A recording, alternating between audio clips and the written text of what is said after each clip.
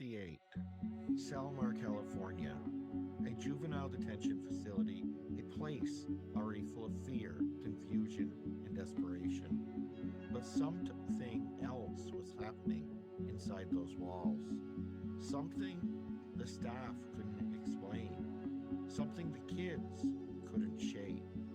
Girls were reporting encounters with a woman in white, weeping, wailing, walking the halls at night. American folklorist Bess Lomax Hawes documented these accounts in a peer-reviewed academic paper, Law, Llorona in Juvenile Hall. Published, sourced, on the record.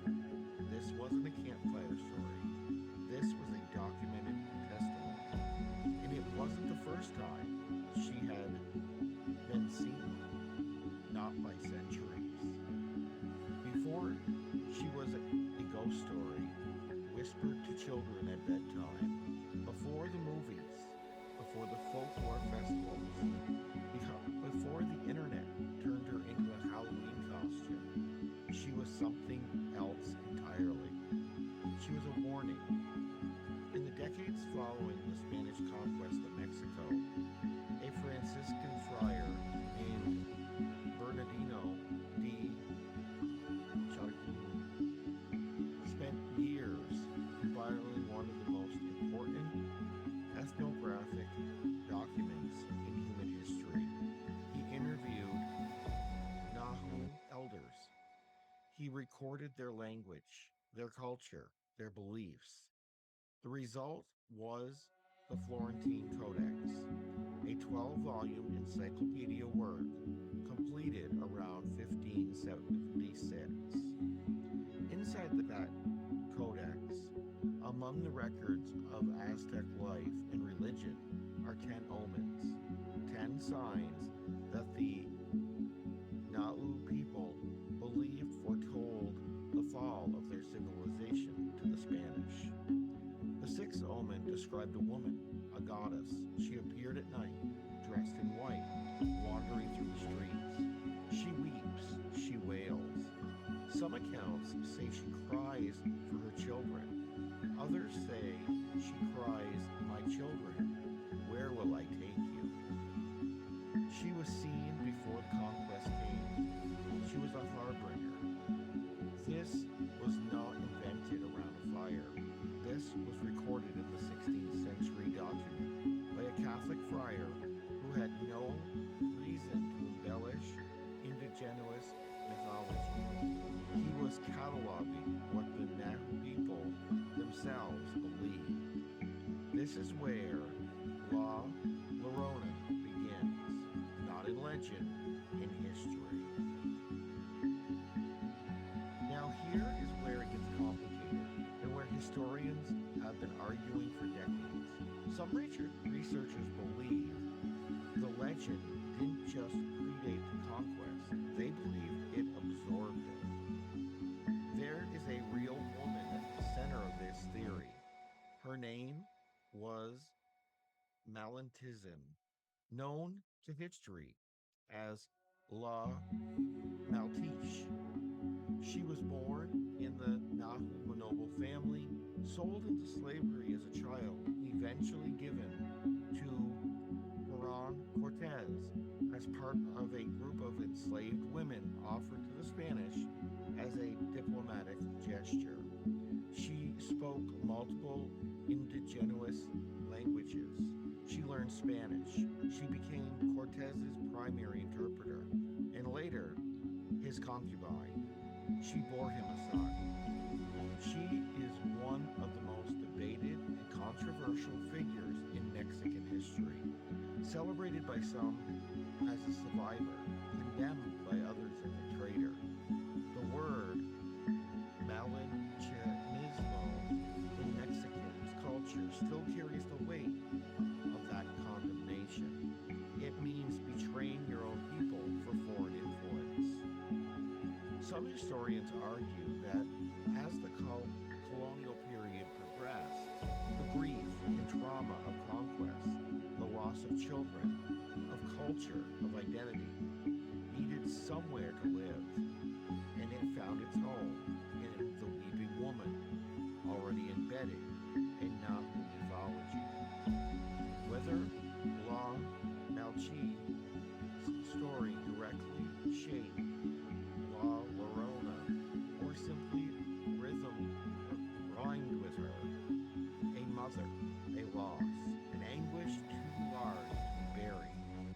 still debated. But the layers are there, and they are real. Here is what separates this from simple legend. Researchers tracing the roots of the weeping woman figure have found her, or something like her, across multiple pre Hispanic cultures that had no direct contact with each other.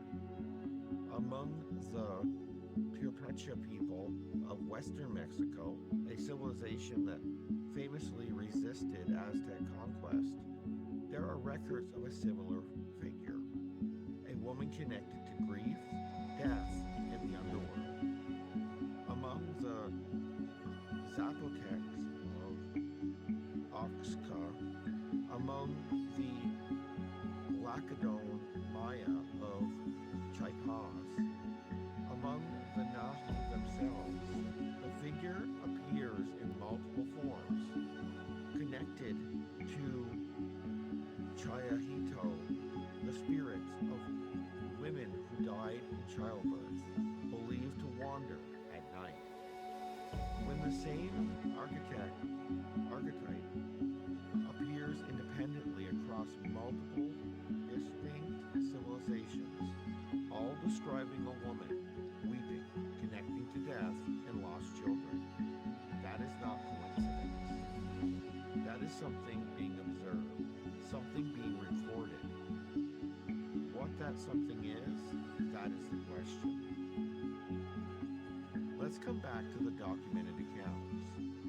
Paranormal investigator Christopher Chachon spent years collecting eyewitness testimony related to Llorona encounters. He interviewed over 2,500 people. Of those, approximately 750, roughly 30%, he could not attribute to misidentification, psychological distress, or environmental factors. 750 people unexplained. Now, skeptical researcher Ben Radford offered a different framework. Radford argues that the legend serves documented social functions. It enforces boundaries, keeps children away from the water, keeps women in culturally defined roles, process collective grief through narrative. He is not wrong that legends serve these functions, but social function doesn't explain the 1968 Selma. It doesn't explain the consistency of the descriptions across centuries and cultures. It doesn't explain the 750. As a historian, my job is not to tell you what to believe. My job is to show you what the records show and let you sit with it. The records show something was seen. The records show it was documented. The records show it crosses time, culture, and continents. What you do with that is up to you. La Llorona is not just a ghost story.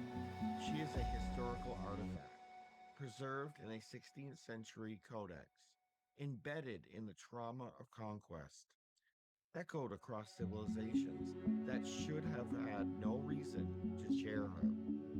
Whether she's a myth, memory, or something that still walks at night, she has never stopped being seen. And the files on her are far from closed.